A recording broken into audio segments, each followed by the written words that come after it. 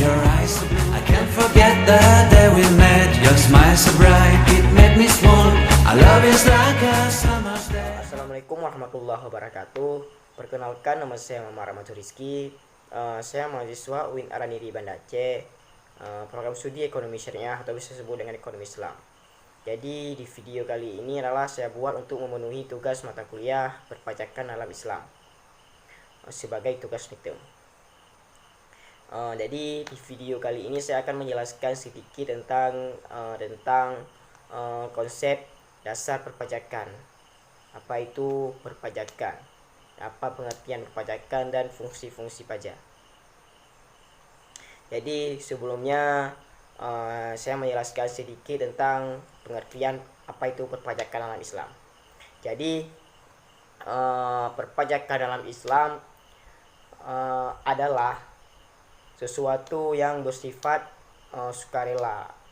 Adapun dalam fikih Islam telah ditegaskan bahwa pemerintah memiliki kekuasaan untuk memaksa warga negara membayaran pajak berjumlah zakat, tidak mencukupi untuk menyalakan semua kegiatan pemerintah.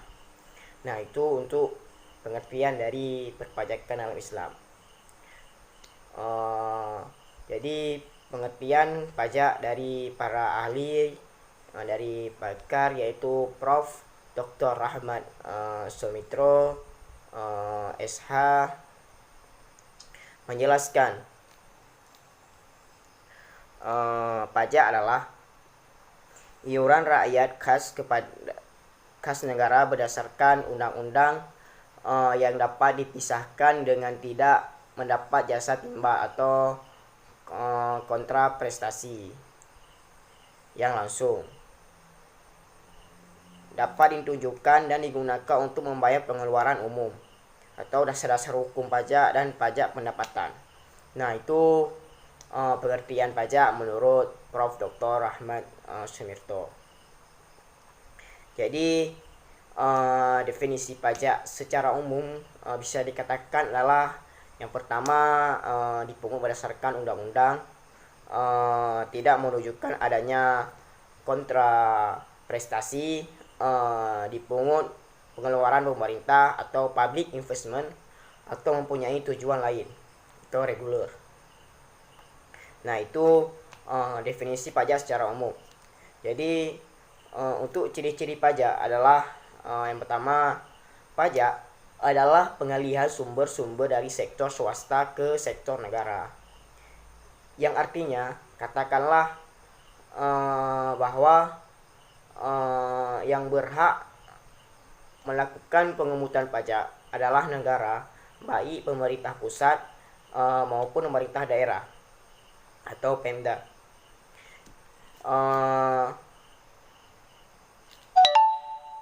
Di Indonesia, Pemda yang berwenang pemungut pajak adalah pemerintah provinsi maupun pemerintah kabupaten atau kota. Jadi sedangkan yang dipungut adalah pihak swasta dalam pengertian luas, baik sektor swasta, koperasi maupun BUMN dan BUMD dan lain-lain. Nah, jadi secara konsep pajak dapat dibayar dengan uang maupun barang atau jasa. Nah, itu ciri-ciri pajak yang pertama. Selanjutnya yaitu ciri-ciri pajak yang kedua, yaitu berdasarkan undang-undang, yang artinya yang bermaksud bahwa walaupun negara mempunyai hak untuk memungut pajak, namun pelaksanaannya harus memperoleh persetujuan dari wakil-wakil rakyat dengan menyetujui undang-undang. Karena pengemutan pajak berdasarkan undang-undang berarti bahwa pengemutannya dapat dipaksakan. Nah, itu berdasarkan UU yang kedua, ciri-ciri pajak. Yang selanjutnya, yang ketiga, yaitu tanpa adanya imbalan dari negara yang berlangsung dapat ditunjuk secara individual, yang artinya bahwa imbalan tersebut tidak dikhususkan bagi rakyat secara individual dan tidak dapat dihubungkan secara langsung dengan besarnya pajak. Imbalan dari negara kepada rakyat itu sifatnya tidak langsung. Nah, itu ciri pajak yang ketiga. Jadi ciri pajak yang terakhir adalah dengan membiayai pengeluaran pemerintah, baik pengeluaran rutin maupun pengeluaran pembangunan. Nah, itu ciri-ciri. Jadi selanjutnya yaitu fungsi pajak. Nah, jadi fungsi pajak dibagi menjadi dua, yaitu yang pertama fungsi budget air dan fungsi finansial atau fungsi retribusi pendapatan bagi masyarakat. Nah, jadi fungsi yang pertama menjelaskan sebagaimana halnya perekonomian dalam suatu rumah tangga atau keluarga.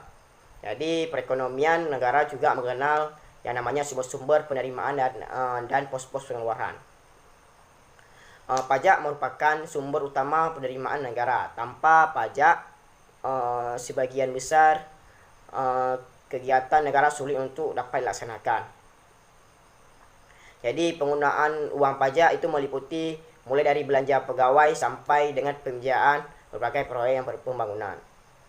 Jadi proyek pembangunan seperti pembangunan sarana umum seperti jalan, jembatan, sekolah, rumah sakit, dan puskesmas, kantor-kantor polisi yang dibiayai dengan menggunakan uang yang berasal dari pajak. Uang pajak juga digunakan untuk membiayai dalam rangka memberikan rasa aman bagi seluruh lapisan masyarakat. Setiap warga negara mulai saat dilahirkan sampai dengan meninggal dunia itu menikmati fasilitas atau pelayanan dari pemerintah yang semuanya dibiayai dengan uang yang berasal dari pajak. Jadi demikian jelas bahwa peranan dalam penerimaan pajak tersebut bagi suatu negara menjadi suatu dominan dalam menunjang jalan roda pemerintah dan pembiayaan pembangunan tersebut. Jadi di samping fungsi adanya budget air adalah yaitu fungsi penerimaan. Jadi saya jelaskan tadi pajak juga melaksanakan fungsi legalitas atau fungsi yang mengatur, yaitu fungsi pajak untuk mengatur suatu keadaan di masyarakat di bidang sosial, ekonomi, politik sesuai dengan kebijakan pemerintah. Oleh karena itu, tingkat keputusan wajib pajak dalam pelaksanaan kewajiban perpajakan secara baik dan benar merupakan syarat mutlak untuk tercapainya fungsi ini, yaitu fungsi pajak. Sehingga pada akhirnya kesenjangan ekonomi dan sosial yang ada dalam masyarakat dapat dikurangi secara semaksimal mungkin. Nah, itu yang saya jelaskan adalah sebagai fungsi pajak. Nah, jadi secara intinya adalah fungsi pajak itu terbagi dua, fungsi budget dan fungsi finansial bagi retribusi pendapatan bagi masyarakat.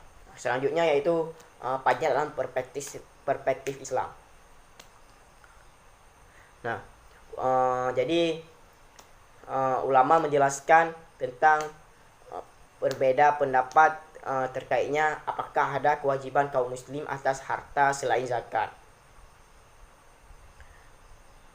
Mayoritas fuqaha berpendapat bahwa zakat satunya kewajiban kaum muslim atas harta.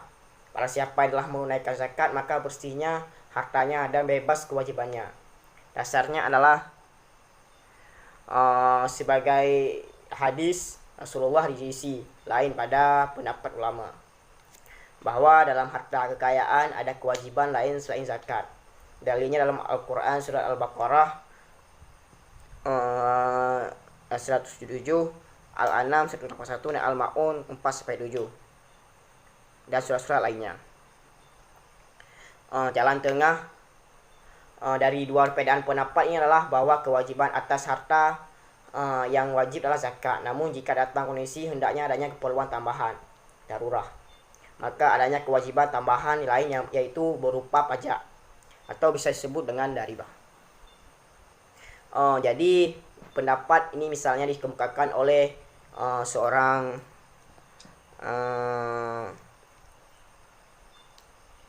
oleh Qadi Abu Bakar Ibn al-Arabi dan Imam Malik dan Imam Qurtubi dan Imam Syafi'i Mahmud dan Muhammad Syaitun.